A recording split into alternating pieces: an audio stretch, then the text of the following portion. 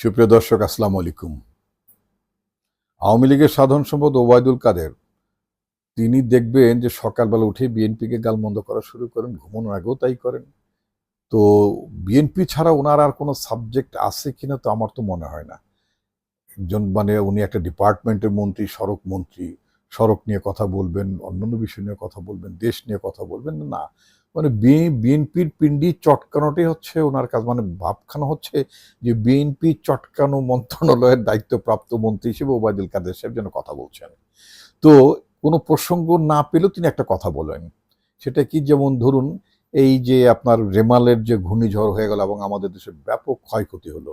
এই ব্যাপক ক্ষয়ক্ষতি হওয়ার পরে তিনি কিভাবে পুনর্বাসন করবেন, মানুষের অসহায়ত্ব কিভাবে দূর করবেন, এইটা নিয়ে কথা না বলে তিনি বললেন, প্রথমে বললেন যে রেমালের দুর্ঘটনায় ভয়াবহ ঘূর্ণিঝড়ে মানুষের অনেক ক্ষয়ক্ষতি হয়েছে, বেড়িবাঁধগুলো ভেঙেছে, বিদ্যুতের খুঁটি উপরে পড়েছে, অনেক ক্ষতি হয়েছে।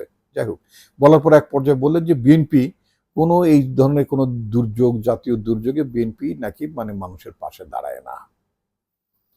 আমি ওনাকে একটা কথা জিজ্ঞেস করতে চাই, বলতে চাই, এই যে যে বর্ণনাগুলো দিলেন, এই যে বেড়িবাঁধ ভেঙে গেছে, বেড়িবাঁধ কি বিএনপি নির্মাণের কথা? বিএনপি কি বেড়িবাঁধ নির্মাণ করতে পারবে? যদি নিঃসন্দেহে যদি কোনো জন উদ্যোগ নিতেন, তাহলে সেখানে নিশ্চয়ই বিএনপির লোকেরা সেখানে অংশগ্রহণ করত। কিন্তু আপনারা তো সেই জন উদ্যোগ নেবেন না, কারণ ওখানে আবার টেন্ডারবাজি করবেন আপনার লোকেরা। টেন্ডারবাজি করে নিম্নমানের কাজ করবে। কারণ গত 15 বছর যাবতে যে এর আগে যে আইলার ঘটনা ঘটেছে, বিভিন্ন সময় যে আপনার মাঝে মধ্যে যে সমস্ত আমাদের এই যে প্রাকৃতিক দুর্যোগগুলো হয়, বেড়িবাঁধ নির্মাণ হয়, বেড়িবাঁধ সংস্কার হয়, এগুলো আমরা দেখি। তারপর আবার ভেঙে যায়, আবার জলোচ্ছ্বাস হয়, আবার মানুষ ক্ষতিগ্রস্ত হয়। তার কারণটা কি? কারণটা হচ্ছে যে ওটা টেকসইভাবে নির্মাণ করা হয় না। তো এই যে আওয়ামী লীগ সরকার টানা 15 বছর ক্ষমতা থাকার পরে তো ফার্স্ট টাইম প্রধানমন্ত্রী, আওয়ামী লীগের সভানেত্রী তিনি উচ্চারণ করলেন টেকসই বাঁধ নির্মাণ করতে হবে। তাহলে এতদিন টেকসই বাঁধ আপনার লোকেরা নির্মাণ করেনি, তো সেটার সেটার কাফফারা কি জনগণ দেবে? সেটার জন্য বিএনপি দায়ী হবে?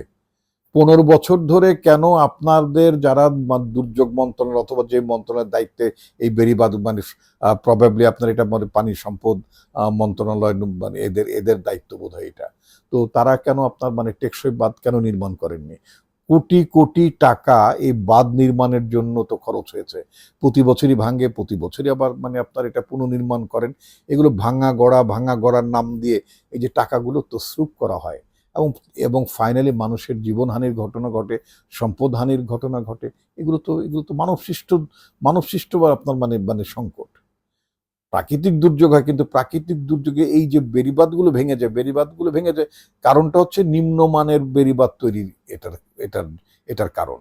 এবং আওয়ামী লীগের যে সমস্ত কন্ট্রাক্টর আছে, ঠিকাদার আছে, তারা পয়সা কামানোর জন্য তারা কোনো রকম ধানাই পানায় কাজকর্ম করে দিয়ে কাজটাকে কমপ্লিট করে তারা টাকা তুলে নিয়ে যান।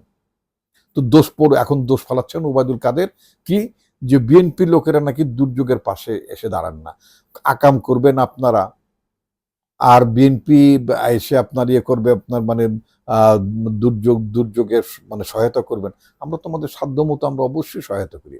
আমাদের পার্টির তরফ থেকে যতগুলো বাংলাদেশের মানুষ যতবার বিপর্যয়ের মধ্যে পড়েছে, দেশ বিপর্যয়ের দিকে যখন আপনার কোনো প্রাকৃতিক দুর্যোগ ঘটেছে, নিঃসন্দেহে আমাদের দলের তরফ থেকে আপনার আমাদের সামর্থ্য নেই। আমরা তো বিরোধী দল, আমাদের তো আর কোনো লজিস্টিক্স নেই, আমাদের কাছে পুলিশ নাই, আমাদের কাছে প্রশাসন নাই, আমাদের কাছে ইঞ্জিনিয়ারিং ডিপার্টমেন্ট নাই, আমাদের কাছে পানি উন্নয়ন বোর্ড নাই, আমাদের কাছে টাকা নাই। তো আমরা কি করে আপনার এই সমস্ত আপনার ক্ষতিগ্রস্ত বাঁধ নির্মাণ করব বা অন্যান্য কাজগুলো আমরা কিভাবে করব? তারপরে যারা অসহায় মানুষ আছেন তাদের পাশে আমাদের সাধ্য অনুযায়ী আমরা তাদের যতটুকু সহযোগিতা করা দরকার আমরা ততটুকু করি। আমরা রাষ্ট্রীয় ক্ষমতায় থাকলে নিঃসন্দেহে আমরা টেকসই বাঁধ নির্মাণ করতাম। নিঃসন্দেহে আমরা এই যে আপনার যে প্রাকৃতিক দুর্যোগগুলো হয়, এই দুর্যোগগুলো যাতে মানুষ সাহসের সাথে মোকাবেলা করতে পারে এবং ক্ষয়ক্ষতির পরিমাণ যত কমিয়ে আনা যায়, নিশ্চয়ই আমরা তার চেষ্টা করতাম। কিন্তু একটি সরকার যখন জনগণের ভোটে যখন নির্বাচিত হয় না, সে সরকারকে তো জনগণের কাছে জবাবদিহি করতে হয় না।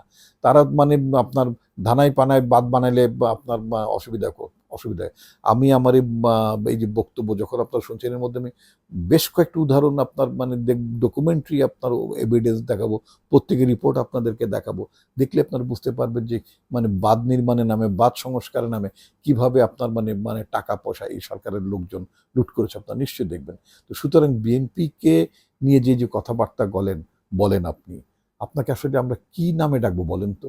আপনি বলতে পারেন যে আপনাকে কি নামে, ওবায়দুল কাদের সাহেবের উদ্দেশ্যে বলতে চাই, আপনাকে কি নামে ডাকা যাবে?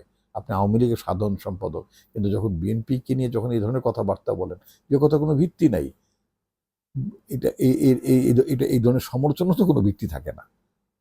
এটা কি আপনি উপলব্ধি করেন যে আপনি কি বলছেন এবং মানুষ কিভাবে বিষয়গুলো গ্রহণ করছে?